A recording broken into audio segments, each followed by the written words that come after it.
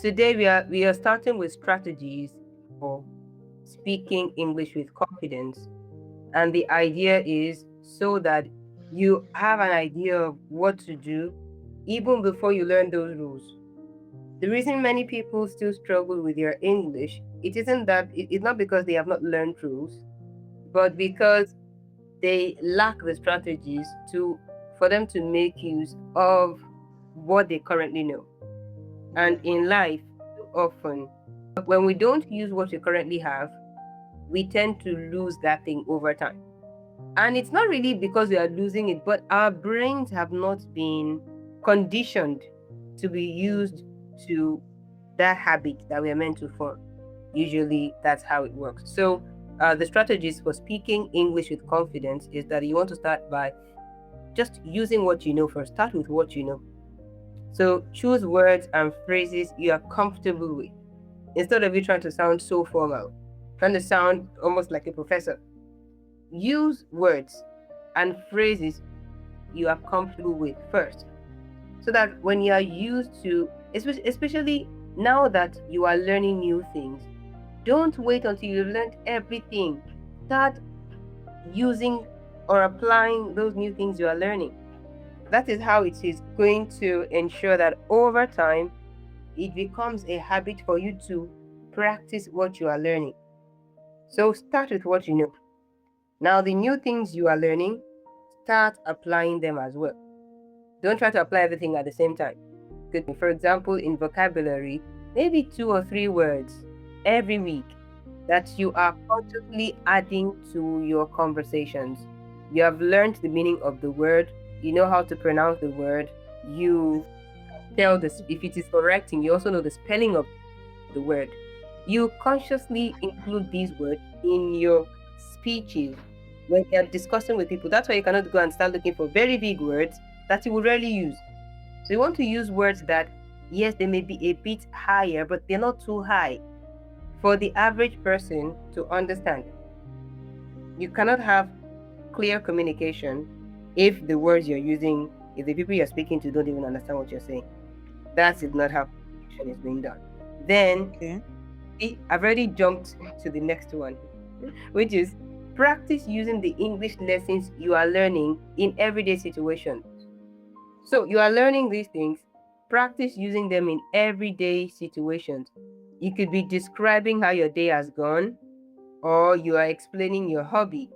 This will help you to build this comfort or confidence when you are in some situations that don't need for you to just, be at your very best. And they are called low pressure settings. These are you maybe you have a group of people you're speaking to, maybe in church, amongst your friends. One of the best ways you can even practice this thing, especially when you go for event, depending on the kind of event you go for anyway, it is when you meet new people, you can consciously start using these things as well. And beautifully enough, you live with other people, your children. Practice these things on them as well. Because in a way, you are also building them up. In a way, you are also letting them see that mommy is learning to get better, so you have no excuse not to get better. These things are subconscious messages that we send to people without even realizing it. And this is what I did 13 years ago when I learned how to teach English diction in schools. I needed to come back to the office with an accent. So I was going to school on Friday, and Monday I was meant to resume for the training. Whatever I was going to do, I must ensure that I would return to that office with an accent. So you can imagine, Friday, I went to school. I came back on Monday with an accent. I used everybody. So I learned with everybody around me. I didn't wait for a special occasion, and it worked. Number Mm. three is when you're speaking and then you get nervous. Remember, I said last week, you don't have to just call attention to the mistake. You are speaking and in the middle of the sentence, you start getting nervous. I say, "Oh, I'm gathering my thoughts." Just saying that to help you feel in control. Because these other people that you're speaking to, they also have these issues. So don't make it look as if, oh, I'm the only one with this issue. I should just act like nothing is happening. Then you say, oh, I'm gathering my thoughts, or I'm trying to remember this clearly. I want to see how better to present this. Then the next strategy is you want to practice positive and affirmations. Your self talk is simply how you talk to yourself. And there are many people that are not kind to themselves. But over time, yes, I also had to consciously start speaking to myself with kindness. I just thought to myself, I cannot be kinder to people than I am to myself. Some of us, we are kinder to other people than we are to ourselves. So, when something happens and I want to react to it, so I do something wrong, I make a mistake, I sometimes quickly check how would I treat another person who has made this kind of mistake? Would I try to speak to them harshly? Would I make them feel more terrible than they currently feel? If the answer is no, then I want to consciously ensure that I also treat myself with the same kindness that I want to treat others with. And what apart from positive self-talk, then affirmations. Affirmations like a message is valuable. I communicate clearly and effectively. When you tell yourself something long enough, you believe it. And so when you do that over and over again, you will start aligning. Your actions will start going in the direction of the things you are thinking in your head. Many people try to fix things from the outside without realizing that they have to fix their issues from the inside.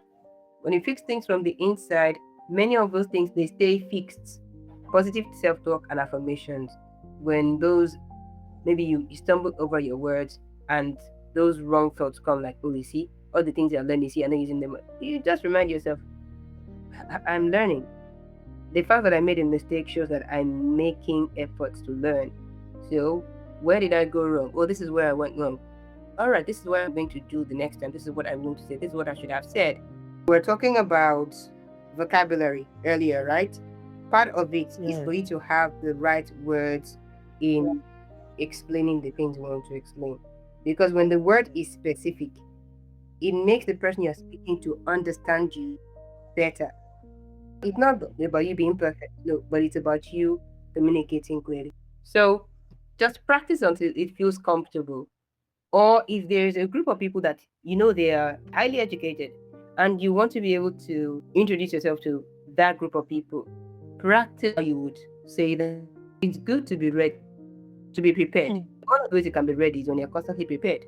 So just practice it until it feels natural to you, because a day is going to come and you would need it. And that day, you don't need to overthink it. Another one is mindfulness practice. So before you begin any conversation, you can take a deep breath so that you feel more present with yourself. All of these things may sound like, now all of this when you both think. But if we just do them, we can sometimes say that, this thing works, because it helps calm your nerves. And just take a deep breath and you are there in the present. So, what are the key takeaways? Key reminder is that you should just remember that speaking confidently in English is about clarity, about your comfort, and about being yourself. Just focus on being clear. Focus on what is comfortable for you. Yes, you want to improve per time, but even at that, don't take it too far, such that you now lack the confidence to speak up. Then focus on being yourself. The idea is not for perfection, it's daily progress. Remember, you are to commit to a small daily practice, like introducing yourself in English to someone new.